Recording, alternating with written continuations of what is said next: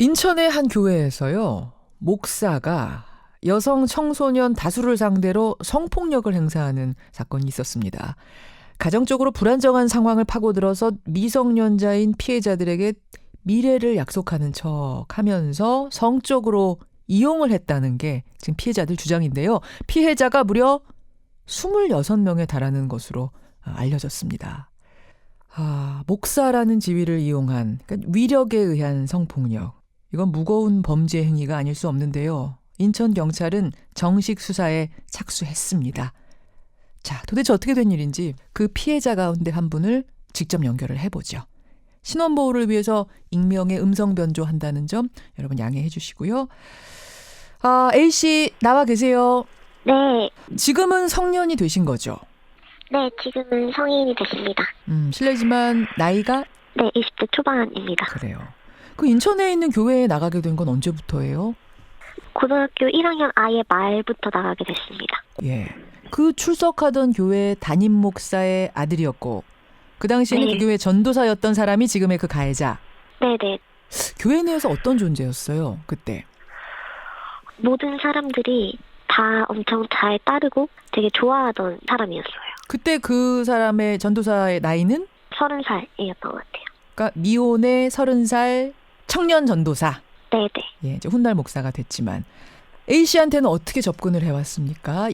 초신자였기 때문에 잘 챙겨주고 항상 연락도 따로 오고 따로 만나서 밥도 먹고 그렇게 신뢰관계를 쌓았고 고민들 이제 상담을 해주면서 그런 저의 상황들을 잘 알게 되고 그런 것들을 많이 위로해주고 네.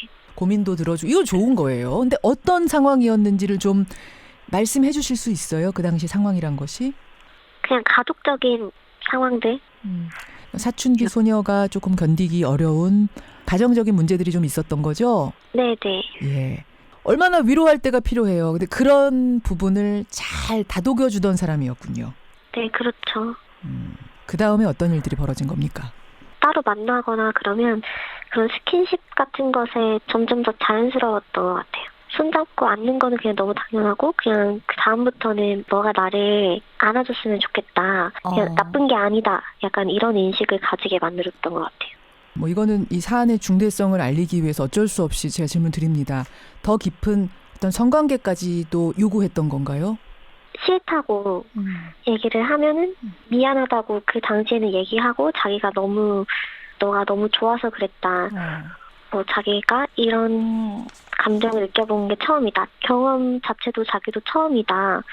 그러다가 이제 성관계까지 가게 되었습니다. 사실 종교적으로 또 뭐 상식적으로도 목회자가 10대 청소년한테 성적인 부분까지 요구했다는 건 이건 말이 안 되는 옳지 못한 행동이라는 걸 그 30살 그 목회자가 몰랐을 리가 없잖아요. 그러니까 지금 이 상황은 뭔가 아주 잘못된 거였네요. 너무너무 잘못된 거였죠. 어쩔 수 없이 응하게 되면서 어떤 생각들을 했던 거예요? 정말 사랑하는 사람이라고 생각을 했고 좋지 않았지만 그냥 너무나 믿고 정말 그런 사람이 자기도 처음이라고 하니까 그런 말들을 들으면서 내가 특별한 사람이구나 약간 그런 생각도 했던 것 같아요. 책임지겠다, 보호자다 뭐 이런 얘기까지도 했다면서요. 네, 가정적으로 조금 온전하지 못한 부분이 있다 보니까 그런 것들을 다 알고 있었던 사람이기 때문에 이제부터는 내가 너의 부모다. 너가 대변 소변도 다 못 가릴 정도로 아프게 되도록 나는 너를 끝까지 책임질 거다. 그 정도 말까지. 되게 자주 많이 했었고 자신이 앞으로 해나갈 사역에 너가 너무너무 필요한 사람이다. 많이 말을 했었어요.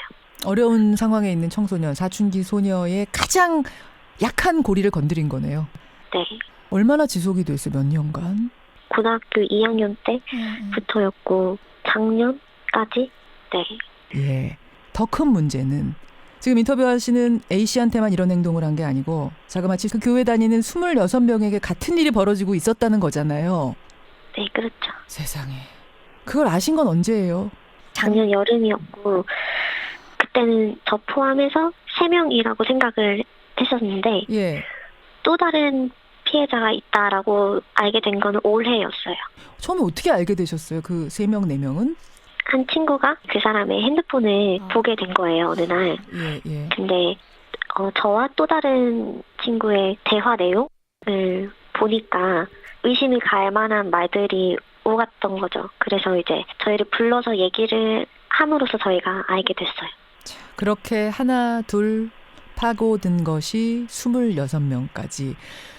이게 어떻게 된 거냐? 불러다가 얘기를 하셨을 거 아니에요? 그때 뭐라 그래요, 그쪽에서? 이게 교회가 무너지는 문제다. 내가 처벌받고 이런 거를 떠나서 교회가 무너지는 건 아니지 않냐. 그렇게 교회가 무너지면 너의 책임도 있는 거다. 교회 생각해서 참아라 이런 식으로? 네, 맞아요. 하나님한테 자기는 이미 용서받았다고 얘기를 했었어요. 하나님이 들으시면 정말 슬퍼하실 일인데, 담임 목사, 그러니까 그 다혜 목사의 아버지가 적극적으로 개입하게 된 게 그 무렵이라면서요. 네, 아들의 행동을 정당화하라는 뭐 명분이 있었을 거냐. 뭐라고 얘기해요? 결혼한 사람도 아니고 크게 문제가 되지 않는다. 이미 뭐 간통죄도 폐지된 마당에 처벌을 할 수 없다.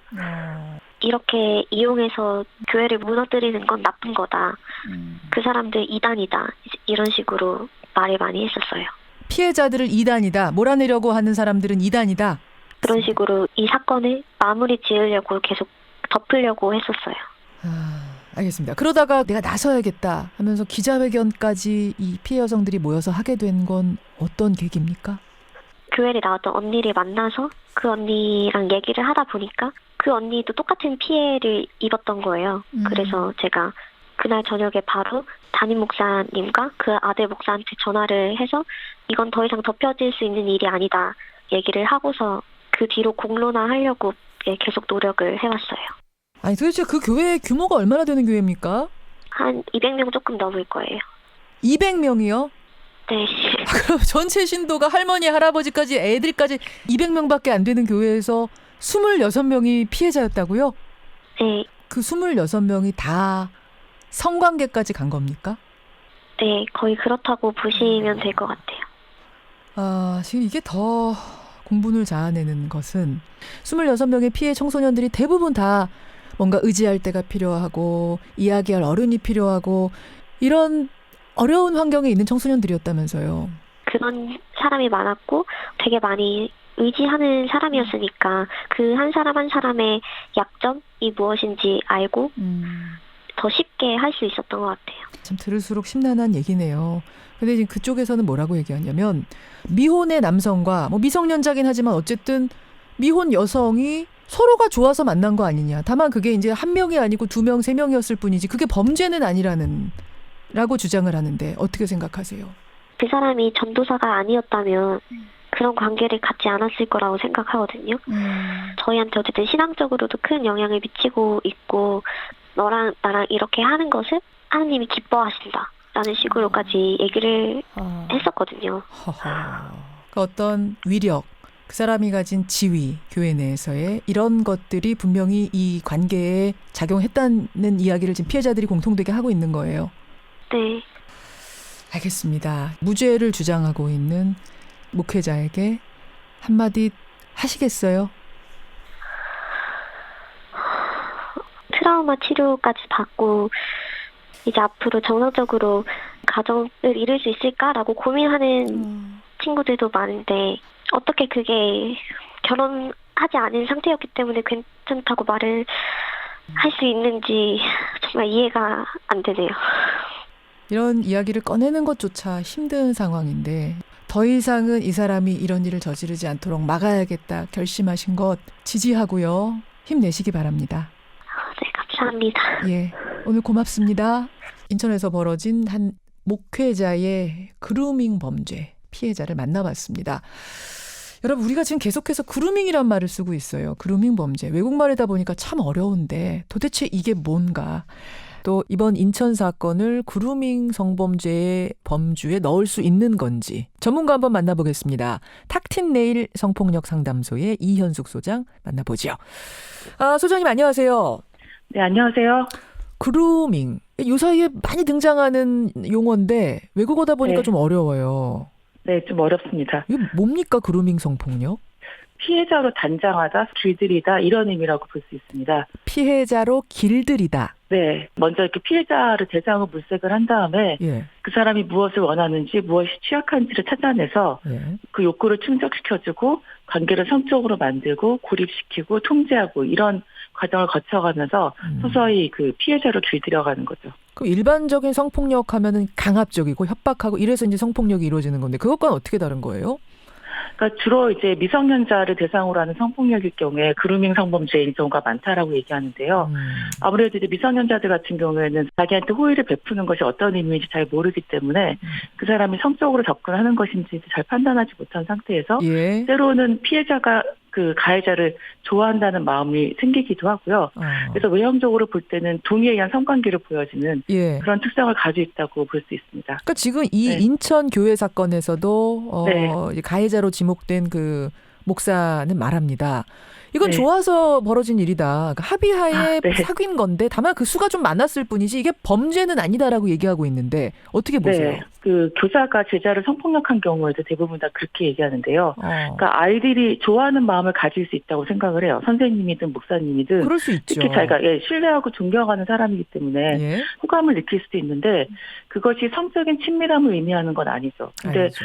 설사 아이가 정말로 그 목사님 얘기하는 것처럼 그렇게 좋아한다고 하더라도 정상적인 성인이라고 한다면 예. 그 아이한테 그런 행동을 하면 안 되는 거죠. 네. 그렇죠. 그러니까 연인 사이와 다른 점이라고 하면 대부분 이 그루밍 네. 성범죄의 피해자들은 약한 고리가 있는 그렇죠. 예, 학대 피해자인 경우도 있고 때로는 이제 그 왕따를 당하고 있다라든지 경제적인 문제라든지 뭔가 갖고 싶은 게 있다라든지 여러 가지 아주 크고 작은 것들이 전부 다 취약한 요인이 되기도 해요.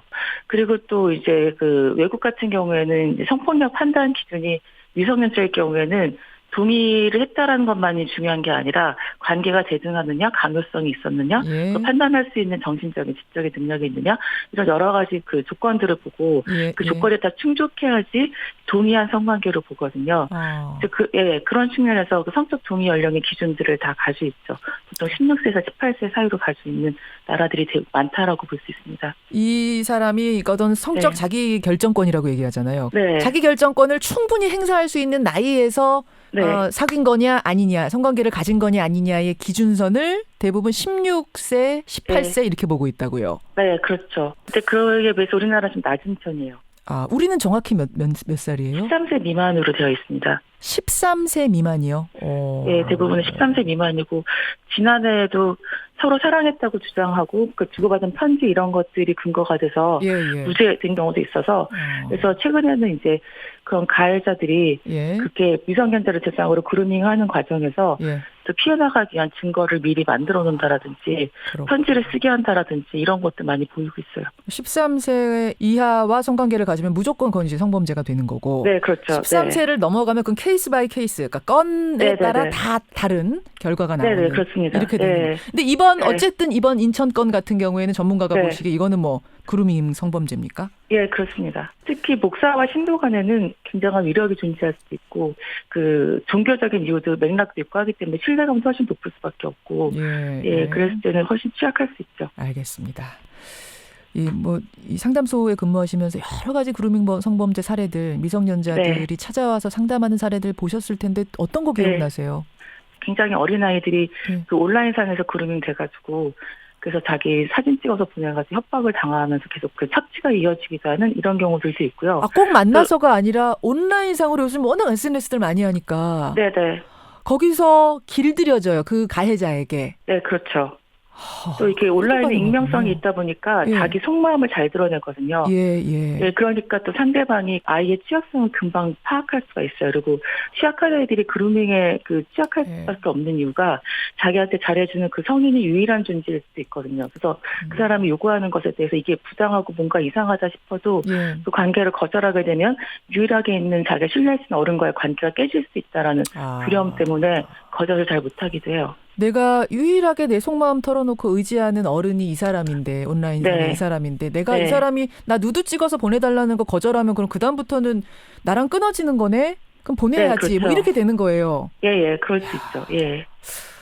이거는 참 진짜 어른들한테 경종을 울리는 부분이에요. 네. 맞벌이 부부들 많아지고 가족이라는 네. 것이 굉장히 와해되고 있는 사회에서 얼마든지 일어날 수 있는 일인, 뭐 특별한 가정에서만 일어나는 게 아니라 네. 평범한 가정 안에서도 일어날 수 있는 일이네요. 그래서 그 외국 같은 경우에는 이제 그루밍을 방지하기 위해서 여러 가지 대책들을 가지고 있는데 예. 그 중에 이제 대표적인 게 그 보호자나 다른 어른들이 모르는 사적인 관계를 만드는 거를 금지하는 경우가 되게 많아요. 사실 그 온라인에서도 보호자한테 꼭 알리지 않고 예. 따로 만남을 제한한다라든지 예. 아니면 이제 학교 선생님이 학교 밖에서 제자와 따로 만난다라든지 예. 아니면 뭐 집에 데려다 준다고 차량에 단둘이 이제 동승하는 거라든지 이런 것들을 다 금지를 하고 아예 있고. 법으로 금지해버려요, 그걸. 네, 법으로 금지한 야. 나라도 있지만 이제 그 자체 지침 같은 걸로 해서 이미 이제 그 선생님이 되기 전에 서약서를 쓰는 거죠. 이런 것들을 하지 않겠다 하고 서약서를 쓰고 이제 그러고 이제 선생님을 하거든요. 그러니까 그런 식의 이제 안전장치들을 마련을 하려고 하는 게 바로 이제 그 아동 성범죄일 경우는 그루밍이 많이 있다 보니까 예. 근데 그루밍이라고 하는 게 그냥 봤을 때 이게 정말 아이를 위해서 하는 것인지 아닌지 판단하기가 굉장히 어려우니까 그래서 이렇게 타인이 모르는 사적인 만남을 제한하는 방식으로 해서 아이들을 보호하는 거죠. 방금 말씀하신 것처럼 이제 SNS라든지 네. 이런 걸 통해서 은밀하게 이루어지는 그루밍이 많기 때문에 미성년자들을 보호하는 차원에서 세계적인 분위기는 더 강화하는 네네. 쪽으로 간다. 이 말씀이신 네, 그렇죠. 거예요. 네. 우리가 좀 세계 흐름에 비해서 좀 느슨한 거네요, 그럼. 그렇죠. 저희가 이제 아동 성범죄에 대해서 이제 그동안에는 제도를 강화하는 쪽으로 갔다고 한다면 예. 이제는 섬세하게 예. 성범죄가 어떤 것인지 좀 알아가는 그런 과정이라고 볼 수 있을 것 같아요. 알겠습니다. 네. 여기까지 말씀 듣겠습니다. 이현숙 소장님 네네. 고맙습니다. 네, 감사합니다. 탁틴네일 성폭력 상담소의 이현숙 소장이었습니다.